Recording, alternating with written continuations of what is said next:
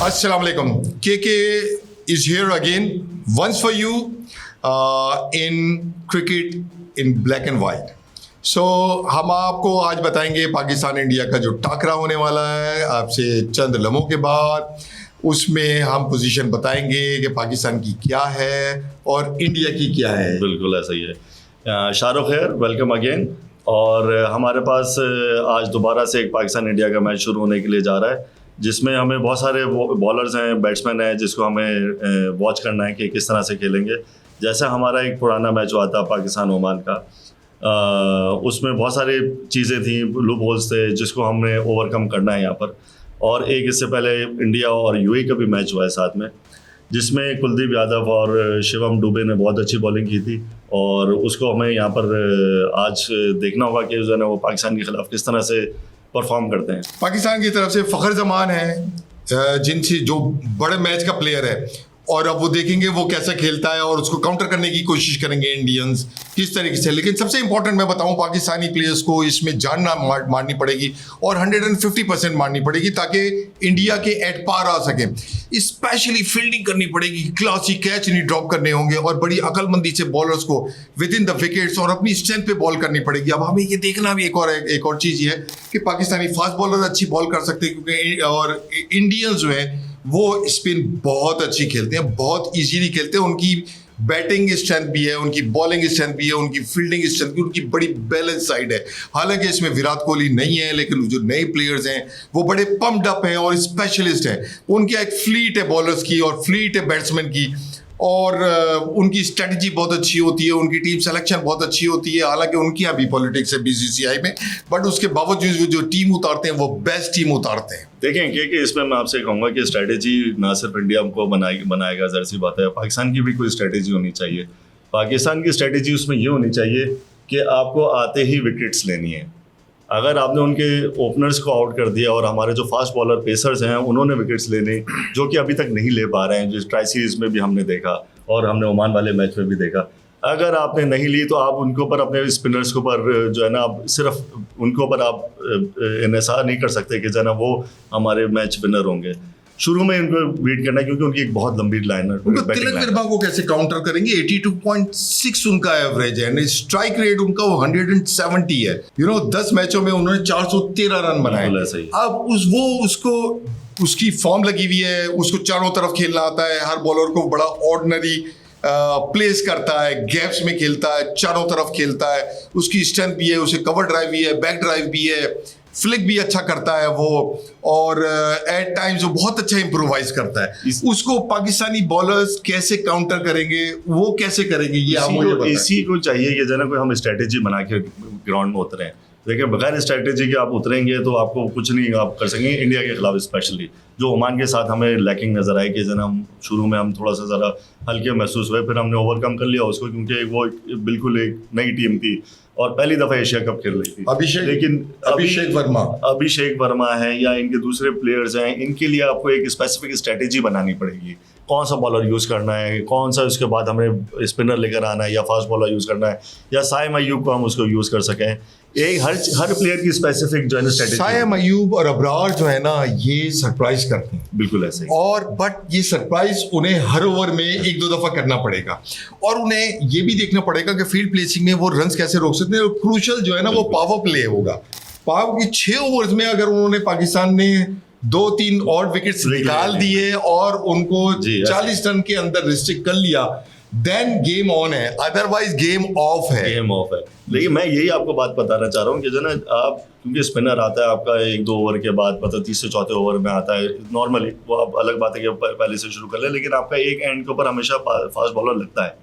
उस fast bowler को जो है ना आपको विकेट लेनी है, चाहे वो शाइन हो, चाहे वो हारिस रऊफ हो, या हमारे कोई दूसरा फास्ट बॉलर हो, उनको विकेट लेनी है। आप सिर्फ स्पिनर के ऊपर इन्हिसार नहीं कर सकते। असल में शाहीन को विद इन द स्टंप और अपनी जो स्पेशलिस्ट बॉल है उसकी, वो जो छोटा सा इन स्विंग लेकर आता है, वो उसको राइट हैंडर्स के ऊपर अप्लाई करना पड़ेगा।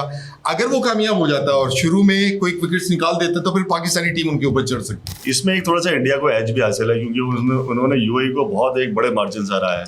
उनकी आप रन रेट जाके देखें जो 10 पॉइंट समथिंग से भी ऊपर है। हाँ, लेकिन उन्होंने जो पाकिस्तानी ने 5 लास्ट मैच खेले T20 और इंडिया ने जो लास्ट 5 T20 खेले उसमें इंडिया ने 1 लूज किया है और पाकिस्तान ने भी 1 लूज किया है। अच्छा, जी सही है। तो वो देखना होगा कि इस तो- वक्त अगर आप रिसेंट फॉर्म लेके चल रहे हैं, आप अगर ये एलिमेंट नहीं लेंगे पाकिस्तान हैंडल की टीम्स के खिलाफ वो 5 मैचेस खेला हुआ है, अगर उसको आप थोड़ा सा साइड पे कर दें तो इस वक्त स्टैटिस्टिक्स में वो बराबर है, बट इंडिया का पलड़ा भारी है और 30-70 जो है मैं उस मैच को प्रोबेबिलिटी देता हूँ 30% पाकिस्तान एंड 70% विन जो है वो इंडिया की। आप क्या कहते हैं? मैं उससे थोड़ा सा डिसएग्री करता हूँ कि आप बहुत ज़्यादा आपने जो है ना वो इंडिया को बहुत अच्छी टीम बना दिया है पाकिस्तान के अगेंस्ट में।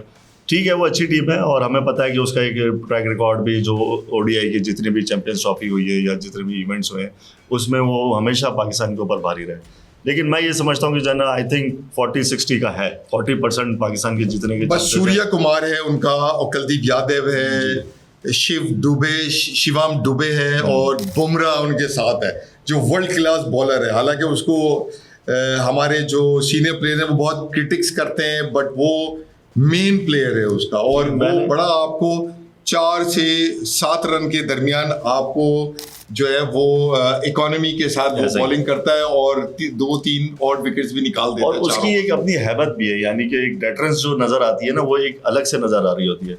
मैंने पिछले आपके इसमें पोस्ट रिव्यू मैच में पाकिस्तान ओमान के वही वाली बात की थी कि जब टीम उतरती है ना तो उसमें कोई एक ऐसा सेलिब्रिटी टैलेंट प्लेयर होता है जिसको देखने के लिए सब आते हैं, इवन दूसरी टीम के प्लेयर्स भी आते हैं उसको देखने के लिए और उसको स्ट्रेटेजी बना कर आते हैं कि यार बुमराह बॉल कराएगा तो कैसे रोकना है, या अगर सूर्या कुमार यादव और छक्के मारने शुरू कर दिए तो उसको किस तरह से रोकना नहीं, आप शाहीन अफरीदी और जस्टिन बुमराह को आप कंपेयर कर सकते हैं कि अगर वो एक ही पाई की बॉलिंग कर पाए उसमें मेन मेरे ख्याल से रोल उनका होगा, क्योंकि दोनों उसमें पावर प्ले के अंदर बॉलिंग जी, दोनों पावर प्ले में बॉलिंग करते हैं, दोनों को कंपेयर कर सकते हैं। लेकिन उसमें ये होता है कि शाहीन अफरीदी को अगर 2 छक्के पड़ जाए तो वो लाइन और लाइन उसकी थोड़ी सी आगे पीछे हो जाती है, जो हमने देखा पहले नहीं होती थी लेकिन अब तो बुमराह की भी होती है। बुमराह फिर भी कमबैक कर जाता है आई थिंक लेकिन ये कि थोड़ा सा उसको बुमराह को उसके ऊपर एज हासिल है।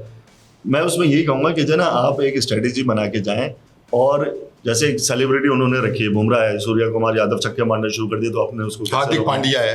अच्छा, हमारे यहाँ ऐसा कोई नहीं है, हमारे यहाँ वो फखर जमान है जी जो आउट ऑफ कंट्रोल हो सकता है लेकिन उसको बड़े आसानी से काबू कर सकते हैं। मोहम्मद हारिस है, जिस दिन जिसकी फॉर्म लगे, जिस दिन जिसका मोहम्मद नवाज भी है, मोहम्मद नवाज फुल फॉर्म में चल रहा है, ऑलराउंड परफॉर्मेंस दे रहा है और इंडिया के खिलाफ अगर चल जाता है तो हम उनको पाकिस्तानी टीम उनको टफ टाइम दे सकते हैं। साफजादा फरहान जो है वो भी एक बहुत और पिछले मैचेस में उसने कुछ खास स्कोर नहीं किया और जो आपका हसन नवाज है मिडिल ऑर्डर वो भी जरा ऑफ कलर सा आई थिंक वो जो है ना बड़े मैच के इंतजार में शायद कि जो है बड़े मैच में वो स्कोर करके हसरत मुझे उन गुंचों पे है जो बिन के लिए मुरझा गए, बुए गुल नदीदम के बाहर आखिर शुरू।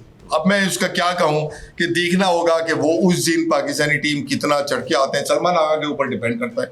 मैं आपको बताऊं वो मेंटली बहुत स्ट्रांग है, फखर बिल्कुल जो है वो मेंटली स्ट्रांग है, तो वो मैं ये समझता हूं ये पूरा मैच सलमान आगा और फखर के ऊपर होगा। एग्जैक्टली और हमें फखर करने का मौका मिलता है या नहीं मिलता, ये बहुत ही इम्पोर्टेंट है। इंशाल्लाह हमें उम्मीद अच्छी रखनी चाहिए, उम्मीद हमें बिल्कुल नहीं छोड़नी चाहिए। क्राउड के बारे में क्या कहते हो? क्राउड कैसा होगा? इसमें इंडियन ज्यादा है वहाँ और पाकिस्तानी भी ज्यादा है, उनमें बड़ा हमेशा हाइप्ड होती है और क्रूशियल होता है। मैं आपको ये बताना चाहता हूँ शाहरुख कि मई में जो एक गेम हुआ था क्रिकेट से हटके, तो उसमें जो पाकिस्तान को शफ़क़त थी और वो पाकिस्तानी कौम जो मॉरली अप है, इंडिया के पास बेस्ट मौका है उसको ओवरकम करने का, ये दिखाने का, तो वो बड़ी गरज लेके इंडियन टीम अंदर उतरेगी अपनी पूरी नेशन की। और अगर पाकिस्तान ने उसको मैच हरा दिया तो फिर it will be another setback for the Indian Nations. मैं समझता हूँ इसमें ऑडियंस का बहुत बड़ा रोल होगा, क्योंकि आपने देखा पिछले मैचेस के अंदर इंडिया ने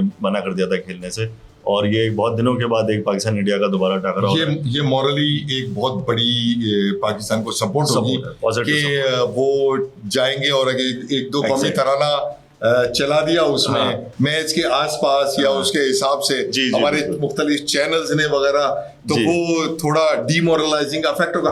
यानी हम सारी बातें कर रहे हैं नॉन क्रिकेटिंग डिमोरलाइजेशन। 6-0 भी अगर आ जाएगा ना तो बहुत मजा आएगा उसमें, अगर 6-0 भी कहीं लिखा हुआ आ जाता है। अच्छा, 6 रन छक्का मारते हैं 0 पे, मतलब आप समझ तो रहे होंगे ना लेकिन मैं क्या कह रहा हूं। टपाल चाय तो चल रही होती है, सारी हाँ, ऐड चल जी, रहे जी, होते हैं जी, उसमें। वो बिल्कुल। चाय का आंसर भी बहुत इंपॉर्टेंट है, यानी हाँ। चाय पीनी है आपने, फंटास्टिक टी का जिक्र है वो पुराना, उसको हम कभी Exactly. उसको दोनों कौमें नहीं भूल सकती।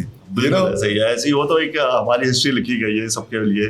अच्छा, कमिंग बैक टू पॉइंट, ये अब इंडिया के लिए भी एक बहुत बड़ी चैलेंजिंग है। ऐसा नहीं है कि जो है ना पाकिस्तानी जो है ना इसके अंदर थोड़ी हल्की टीम है, लेकिन पाकिस्तान हमेशा से इंडिया को जो है ना टफ टाइम देता है, क्योंकि it just not a match. ये एक थोड़ा सा जो है ना उसमें अंदर एक हमारे नफ्स का गेम है, नफ्स का कौन गेम है। जीतता है कौन नहीं जीतता। Exactly. हमारी नफ्स तो वैसे स्ट्रांग हुई भी है इसमें, Strong हुई हुई है, हमारे कौम की या तो प्लेयर्स जीते की वाले। होती है या नहीं होती, थोड़ा डिमीनर उनका हाई होता है या नहीं होता, वो हम देखेंगे, फिर देखेंगे इंशाल्लाह। अब सूर्य कुमार का मैं बताऊंगा, बड़ा मेच्योर्ड कैप्टन है और वो अपनी टीम को कैसे लेके आता है। उसने कहा तो था कि भाई हम बड़ा एग्रेशन दिखाएंगे और ये होगा और वो होगा फलाना। जो टूर्नामेंट का जो प्रेजेंटेशन थी, इनिशियल ओपनिंग सेरेमनी जिस दिन हुई थी और सारे प्लेयर्स को बिठाया था, उसमें बड़ा जो अफगानी टीम के कैप्टन राशिद के साथ बड़ा वो मिंगल करने की कोशिश कर रहा था और ये कर रहा था कि वो जिसे हम आम जुबान में बोलते हैं चमचागिरी कर रहा था। मतलब उसको ऐसा नहीं करना चाहिए था, वो एक अपनी इंडिपेंडेंट टीम है, उसको अपनी सेल्फ इंटेग्रिटी मेंटेन करनी चाहिए राशिद, मैं ये समझता हूँ। चले, वो उनका अपना एक पॉइंट ऑफ व्यू है, उसको तो हम उनके ऊपर ही छोड़ देते हैं। उससे हम भी डिसएग्री हो सकते हैं, वो भी डिसएग्री हो सकते हैं हमारी बातों से, उसकी एक अलग बात है। लेकिन यहाँ पर सूर्य कुमार यादव आपने जो कहा, वो कैप्टन बनाया गया है इसके T20 का पिछले काफ़ी अरसे से, जो कि एक बहुत अच्छी परफॉर्मेंस दे रहा है। और जब ये छक्के मारने के ऊपर आए तो आप इसको रोक ही नहीं सकते। इसके तो ऐसे ऐसे छक्के होते हैं कि जना जो समझते हैं कि जना, जैसे हम साइब अय्यूब को कहते हैं कि जना नो लुक शॉट मारता है वो, और पता ही नहीं चलता कि जना वो कहाँ से इसमें गया। आपका टॉस जो है ना वो बड़ा क्रूशल है जीतना, और जो टीम पहले बैटिंग करेगी उसको एडवांटेजेस हैं, और जो टीम बाद में बैटिंग करेगी उसको डिसएडवांटेज होगा। जैसे यहाँ की विकेट्स जो है वो टर्निंग विकेट्स हैं, तो इसमें मैं समझता हूँ दोनों टीमें दो फास्ट बॉलर्स के साथ लेंगी और 2 मेन स्पिनर्स खिलाएंगे। उसके बाद बाकी जो शॉर्ट टाइम बॉलर है वो उनसे वो टीम खेलेगी। ये जो है ना पार्ट टाइम बॉलर, हाँ, इसमें जो आपके फास्ट बॉलर है ना वो बहुत इंपॉर्टेंट है। शुरू में वो विकेट्स लेंगे तो काफ़ी इंपॉर्टेंट मैच की नक्शा बदल सकता है, दोनों एंड के ऊपर मैं बात कर रहा हूँ। और उसके बाद जैसे हमारे स्पिनर्स हैं और जो रिस्ट स्पिनर्स हैं, सुफियान मुकीम और अबरार, ये दोनों इस तरह की बॉलिंग कराते हैं। आपने देखा होगा पाकिस्तान और ओमान के मैच में उसने एक फिंगर डिलीवरी की थी अपना साइम अय्यूब ने, जो उसको समझ में ही नहीं आई, बॉलर को कहाँ से कहाँ निकल गई उसको पता नहीं चला। बाद में जो है ना उसने समझी होगी, जब स्लो मोशन में देखा होगा ये भी कोई डिलीवरी होती है। लेकिन तो इस तरह की डिलीवरी जो है मिस्ट्री बॉल, इस तरह की कैरम बॉल जिसको कहते हैं आप जी, इस तरह की डिलीवरी जो है ना वो पाकिस्तानी स्पिनर्स को आती है। अबरार अहमद है, वो भी करता है ऐसा, और वो उसमें देखना होगा 1, 2 या 3 विकेट्स निकाल देते हैं उनके बड़े प्लेयर्स है, और शिवम दुबे वो भी इस तरह की बॉलिंग कराते हैं। पाकिस्तान को भी चाहिए कि जो है ना उसको थोड़ा सा रीड करें, उसको समझें। कुलदीप यादव एक दफा बहुत खतरनाक हो चुका है पाकिस्तान के खिलाफ, और जडेजा और जडेजा भी है। यस, तो ये जो है ना चीजें जो है हमें देखनी पड़ेगी। मैं ग्राउंड में उतरने से पहले पूरी एक स्टडीज करनी चाहिए, समझ में आना चाहिए कि जरा हमें किस तरह से उसको, किस बॉलर को, किस बैट्समैन को किस तरह से हमें उसको टैकल करना है, प्ले करना है। अगर कोई बैट्समैन, पाकिस्तानी बैट्समैन की मैं बात करूंगा, अगर कोई बैट्समैन हम पिछले स्कोर नहीं कर पा रहा है, जैसे मोहम्मद हारिस था, अब वो उसको कम बैक करना है तो सिर्फ उसको स्कोर करके ही वो कम बैक कर सकता है। There is no other way. Saim Ayub also जो भी इसके कर रहा है, उसको ये नहीं है कि जरा प्रैक्टिस करेगा ज्यादा या उसको कोई और काउंसलिंग चाहिए, उसको स्कोर करना पड़ेगा, तो वो फिर टीम में वापस आएगा, वो अगले मैचों में भी स्कोर, टॉप ऑर्डर अगर स्कोर कर देगा, साहबजादा फरहान अगर स्कोर कर देता है तो नीचे आने वाले जो है उनको एक सपोर्ट होगा, और उसके बाद वो खुल के खेलेंगे। जब खुल के खेलेंगे, जैसे हसन नवाज है, उसको भी मिल जाएगा और मोहम्मद नवाज को भी मिल जाएगा। अगर ऊपर हम स्कोर ये वो कर देते हैं, 100 क्रॉस कर देते हैं, 120 कर देते हैं, मेरे ख्याल से फिर ये 200 रन पे अगर बना देते हैं और टॉस जीत के, तो इंडिया के लिए बहुत मुश्किल हो जाएगा। एंड वाइस वर्सा, अगर इंडिया 170, 180 या 200 रन कर देता है ऑड रन्स, तो पाकिस्तान के लिए बहुत डिफिकल्ट होगा। और मैं ये समझता हूँ पाकिस्तान 89-90 रन्स के अंदर वो ये होगा 30-70 का रेशो जो हमने निकाला। जी बिल्कुल, मैं उस बात पे कायम हूँ, लेकिन पाकिस्तानी टीम कुछ भी कर सकती है। सो लेट्स सी गाइस कि अब क्या होता है। थोड़ी देर के बाद टॉस भी होने वाला है, मैच भी होने वाला है, तो keep your fingers cross till then. इसमें एक चीज़ मैं ऐड कर दूंगा ऐड करने से पहले जी। कि हमेशा जो है ना पाकिस्तान और इंडिया का मैच जो है ना लो स्कोरिंग रहा है, उसमें ये 150 160 इससे ज्यादा स्कोर जी। बनता नहीं है, या Bowling अच्छी है, tight bowling है, जी, fielding बिल्कुल अच्छी है, ऐसे। जी। तो ये एक चीज भी हमें देखनी पड़ेगी कि स्कोर कहाँ तक जाता है। इसमें किसी एक बैट्समैन को बहुत अच्छा स्कोर करना पड़ेगा और एक बॉलर को बहुत अच्छी बॉलिंग करनी पड़ेगी। बिल्कुल ऐसा ही इसमें। थैंक यू वेरी मच, और आपका टाइम का शुक्रिया, आपने हमें देखा। हमारे चैनल को सब्सक्राइब करें, और हमारे जो भी ओपिनियन है आप उसे एग्री डिसएग्री कर सकते हैं, आप उसमें कमेंट दे सकते हैं अपना, जैसा भी हो, पॉजिटिव है नेगेटिव है, जैसा भी कमेंट है आप हमें करें, हमें बताएं, हम अपनी इस्लाह करेंगे उसके हिसाब से। अल्लाह ने के बाद। अल्लाह हाफिज़।